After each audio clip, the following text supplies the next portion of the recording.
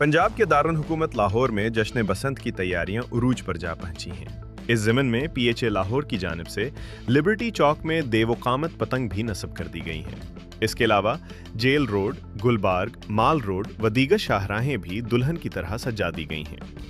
यूं कहा जाए तो बेजा न होगा कि शहर लाहौर बसंत की रंगीनी में डूब गया है। रोशनियां, सजावट और पतंगे, बसंत का माहौल शहरी खुशी से निहाल है। एमडी पीएचए राजा मंसूर अहमद का कहना है कि महफूज बसंत के लिए शहरी ताउन ज़रूरी है।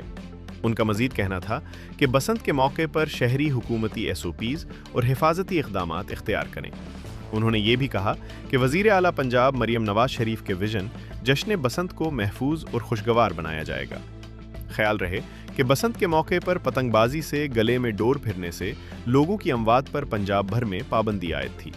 ताहम वज़ीर आला पंजाब मरियम नवाज शरीफ ने 25 साला पाबंदी को उठाते हुए शहरियों को बसंत मनाने की मशरूत इजाज़त दी है, जबकि इंतज़ामिया की जानिब से बसंत को महफूज बनाने के पेश नज़र हिफाजती रॉड्स की तकसीम को भी यकीनी बनाया गया है।